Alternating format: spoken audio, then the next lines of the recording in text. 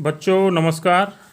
आज द्विघात समीकरण का जो हमारा अध्याय चल रहा था उसमें आपको एक नई चीज़ बताते हैं, एक नया टॉपिक लेते हैं और उस टॉपिक का नाम है द्विघात समीकरण के मूलों की प्रकृति, अर्थात nature of the roots of a quadratic equation. तो देखिए बच्चों, अगर हमारे पास कोई द्विघात समीकरण है ax² + bx + c = 0, तो उसका विविक्त कर d बराबर होगा b² - 4ac। ये आपको हम पिछली वीडियो में बता चुके हैं, पूरी वीडियो हमारी विविक्त कर के ऊपर ही थी, निकालना भी सिखाया था आपको। तो अब देखिए, द्विघात समीकरण का अगर हमें विविक्त कर पता चल जाए तो हम द्विघात समीकरण के मूलों की प्रकृति बड़ी ही आसानी से पता कर सकते हैं। प्रकृति अर्थात समीकरण के मूल कैसे होंगे, वास्तविक होंगे, काल्पनिक होंगे, आपस में समान होंगे या असमान होंगे, परमेय होंगे, अपरमेय होंगे, इससे हमारा तात्पर्य है। तो अब देखिए बच्चों, अगर हमारे पास जो द्विघात समीकरण का विविक्तकर है उसका मान अर्थात d बराबर b² - 4ac का मान धनात्मक तथा पूर्ण वर्ग आए तो समीकरण के मूल होंगे वास्तविक, परमेय और असमान। असमान अर्थात समीकरण के मूल आपस में समान नहीं होंगे। और यदि देखिए विविक्तकर का मान धनात्मक परंतु पूर्ण वर्ग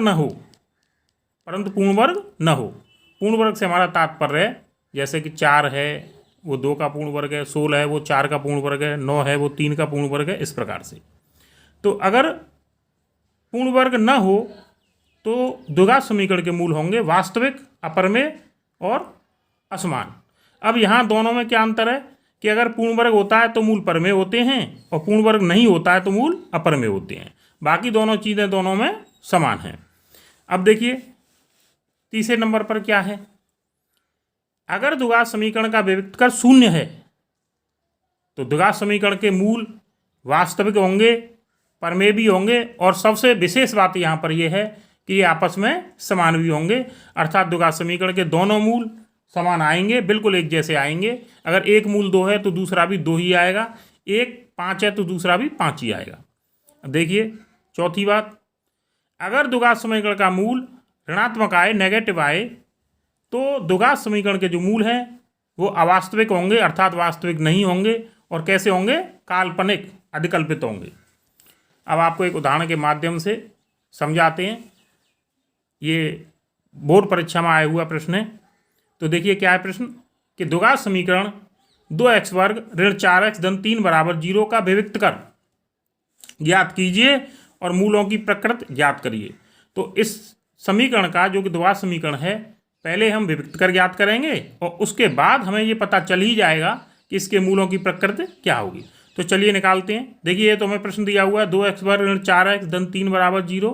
इसकी तुलना करेंगे हम जो द्विघात समीकरण का मानक समीकरण होता है ax² - bx c = 0। सॉरी, ये 3 की जगह c है, ये c c = 0।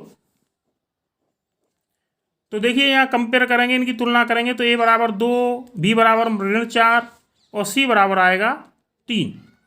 अब देखिए विविक्तकर ज्ञात करेंगे तो d बराबर होता है बच्चों b² - 4ac। तो यहाँ b का मान है -4, a का मान है 2 और c का मान है 3। तो -4 का वर्ग करेंगे तो -4 गुणा -4 धन के 16 आएंगे और इनका गुणा करेंगे तो 4 गुणा 2 8 और 8 गुणा 3 24।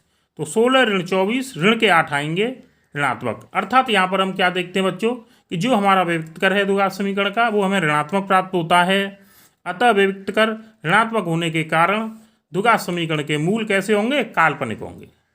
चलिए, तो बहुत बहुत धन्यवाद और अगली वीडियो में किसी दूसरे टॉपिक के साथ आएंगे। चलिए, नमस्कार।